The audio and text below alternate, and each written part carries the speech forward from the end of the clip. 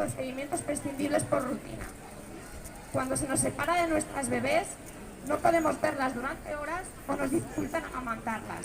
Es violencia porque se ejerce desde una posición de poder, en un momento en el que las mujeres somos muy vulnerables y que es un momento importante para nosotras.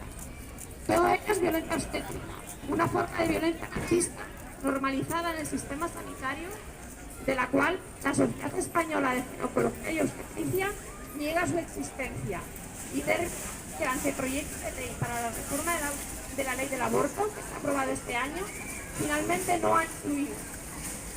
La nueva ley renuncia a estos términos por cuestiones, pese a las evidencias científicas, pese a los testimonios y pese a que el Comité de Naciones Unidas para la eliminación de la discriminación contra la mujer condenó a España en 2020 a indemnizar a una mujer por la violencia obstétrica sufrida durante el parto. Nos sentimos también vulneradas y desprotegidas en un país con uno de los permisos de maternidad más cortos de Europa y que no ha aumentado en un solo día desde hace 33 años.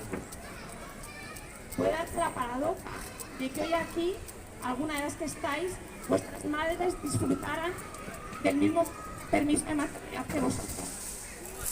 Mientras que el permiso de nuestros compañeros varones no ha parado de crecer en los últimos años, hasta convertirse en el permiso